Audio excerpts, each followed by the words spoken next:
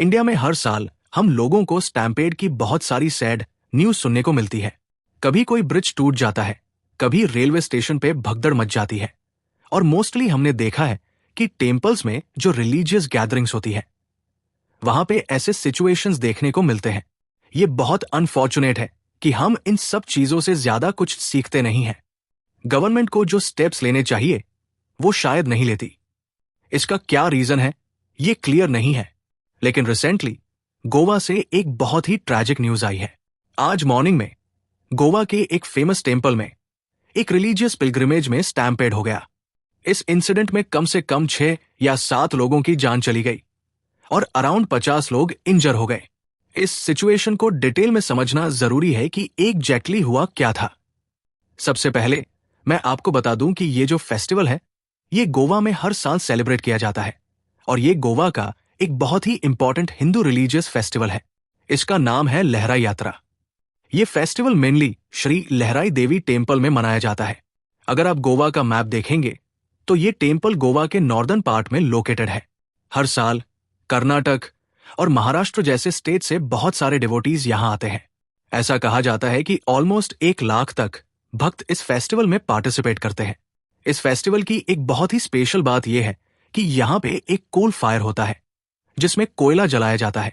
ये एक लंबा प्रोसेस होता है और डिवोटीज जलते हुए कोयले के अराउंड वॉक करते हैं।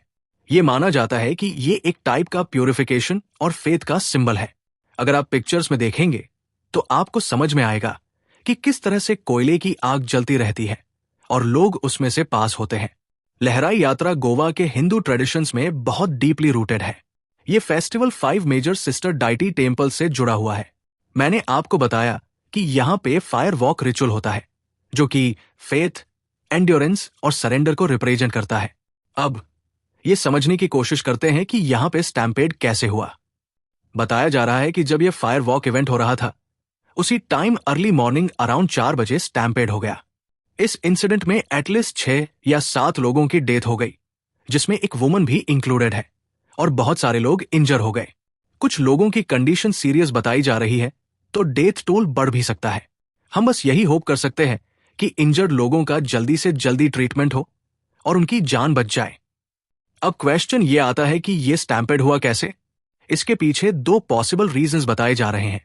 पहला रीजन है इलेक्ट्रिक शॉक थ्योरी। यह पॉसिबल है कि इलेक्ट्रिक शॉक लगने की वजह से या फिर वहां पे प्रेजेंट किसी वायर में स्पार्क होने की वजह से लोगों में पैनिक हो गया हो। यह इंसिडेंट अर्ली मॉर्निंग 4 बजे के आसपास हुआ और जो डिवोटीज फायर के पास खड़े थे उन्हें सडनली एक शॉक लगा होगा। शॉर्ट सर्किट की वजह से भी ऐसा हो सकता है, जिसकी वजह से लोग पीछे की तरफ भागे होंगे और इसी वजह से स्टैम्पेड हो गया होगा। क्योंकि वो एरिया छोटा था और उसमें बहुत सारे लोग गैदर थे, इसलिए सिचुएशन और भी वर्स हो गई। लेकिन ये इलेक्ट्रिक शॉक कैसे हुआ, इसकी अभी इन्वेस्टिगेशन चल रही है। दूसरा रीजन ये बताया जा रहा है कि उस स्मॉल एरिया में ऑलमोस्ट 70,000 डिवोटीज गैदर थे। ग्राउंड थोड़ा स्लोपी था, जिसकी वजह से लोगों का बैलेंस बिगड़ गया और लोग एक दूसरे के ऊपर गिर गए। स्टैम्पेड जैसे सिचुएशन में आपको पता ही है कि कितना सफोकेशन हो जाता है और लोगों की डेथ भी हो सकती है। तो अभी के लिए यही इंफॉर्मेशन अवेलेबल है, लेकिन एक प्रॉपर इन्वेस्टिगेशन के बाद ही करेक्ट सिचुएशन का पता चल पाएगा। इंसिडेंट के बाद पुलिस और फायर सर्विसेज तुरंत घटनास्थल पर पहुंच गए। डिजास्टर रिस्पांस टीम भी रेस्क्यू ऑपरेशंस में इन्वॉल्व हो गई। इंजर्ड लोगों को नियर बाय हॉस्पिटल्स में एडमिट कराया गया है और हॉस्पिटल्स में स्पेशल इमरजेंसी वार्ड्स बनाए गए हैं। डॉक्टर्स, नर्सेज और ट्रॉमा टीम्स को हाई अलर्ट पर रखा गया है। गोवा के चीफ मिनिस्टर प्रमोद सावंत ने पर्सनली साइट विजिट किया और प्राइम मिनिस्टर मोदी ने भी उन्हें कॉल करके सेंट्रल गवर्नमेंट की तरफ से हर पॉसिबल हेल्प का एश्योरेंस दिया है। अब क्वेश्चन ये है कि ये जो पूरा फेस्टिवल हो रहा था उसमें क्राउड मैनेजमेंट कैसा था और कहां पे गैप्स थे। बताया जा रहा है कि फेस्टिवल के लिए 1000 से ज्यादा पुलिस पर्सनल डिप्लॉय किए गए थे। ड्रोन सर्विलांस भी चल रहा था और सीसीटीवी कैमरास भी इंस्टॉल थे। लेकिन मुझे यह समझ में नहीं आता कि जब ड्रोन सर्विलांस हो रहा था और सीसीटीवी कैमरास थे तो क्या कोई उन्हें मॉनिटर नहीं कर रहा था। कहीं ना कहीं हमें क्राउड की क्वांटिटी पे लिमिट लगानी पड़ेगी। अगर किसी एरिया की कैपेसिटी 10,000 लोगों की है और वहां पे आप 70,000 लोगों को गैदर होने देंगे तो ऐसे सिचुएशन होने के चांसेस तो रहेंगे ही। आई डोंट नो वहां पे चीजों को कैसे मैनेज किया जाता है। जस्ट ये बोल देने से क्या होता है कि ड्रोन सर्विलांस चल रहा है और सीसीटीवी कैमरास है। अगर आप उन्हें प्रॉपरली इंप्लीमेंट नहीं करते हैं तो यह बताया जा रहा है कि डीएसपी रैंक के एक ऑफिसर को सिक्योरिटी का इंचार्ज बनाया गया था। प्रॉब्लम कहां हुई, ये समझने की कोशिश करते हैं। सबसे पहली बात तो यह है कि रिस्पांस सिस्टम उतना रोबस्ट नहीं है। स्टैम्पेड जैसे सिचुएशन में विद इन 4 to 5 मिनट्स तुरंत रिस्पांस आना चाहिए ताकि कैजुअलिटीज को मिनिमाइज किया जा सके। दूसरी बात, वहां पे सेपरेट एंट्री और एग्जिट रूट्स नहीं थे। इंडिया में मोस्टली स्टैम्पेड्स में यही प्रॉब्लम होती है कि जहां से लोग एंटर करते हैं वहीं से एग्जिट भी करते हैं। इससे कंफ्यूजन क्रिएट होता है और लोग ना तो अंदर जा पाते हैं और ना ही बाहर निकल पाते हैं।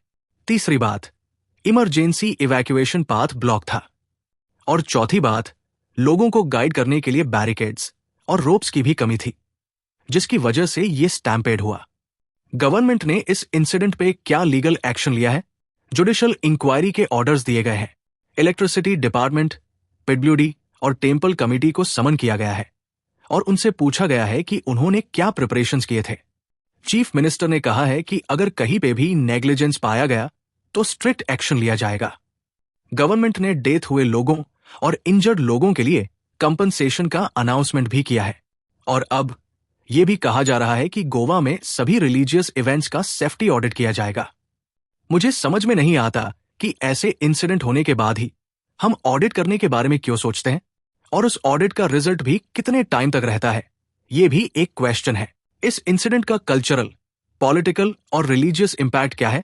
ये गोवा की हिस्ट्री में one of the deadliest temple incidents में से एक है। इससे ये कंसर्न रेज होता है कि क्या ऐसे इवेंट्स के लिए प्रिपरेशंस प्रॉपरली किए जाते हैं। इसी को देखते हुए अपोजिशन पार्टीज ने चीफ मिनिस्टर से अपॉलजी की डिमांड की है और पुलिस और डिजास्टर मैनेजमेंट अथॉरिटी जैसे रिस्पॉन्सिबल ऑफिशियल्स पे अकाउंटेबिलिटी फिक्स करने की डिमांड की है। टेम्पल कमिटीज और एनजीओज ने कहा है कि हमें फ्यूचर में बेटर क्राउड मैनेजमेंट चाहिए, वरना ऐसे इंसिडेंट्स होते रहेंगे। और यह पहली बार नहीं है कि इंडिया में ऐसा इंसिडेंट हुआ है।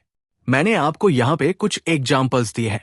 2023 में इंदौर के बेलेश्वर टेम्पल में रूफ कोलैप्स होने से 36 लोगों की डेथ हो गई थी।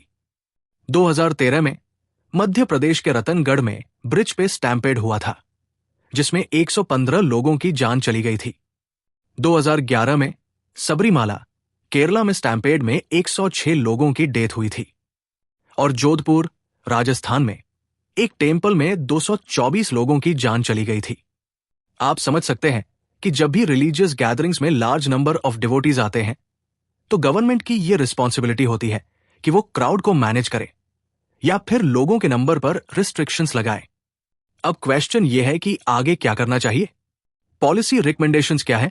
सबसे पहली बात तो यह है कि जितने भी इवेंट्स हो, स्पेशली रिलीजियस इवेंट्स, उनका मैंडेटरी सेफ्टी सर्टिफिकेशन होना चाहिए।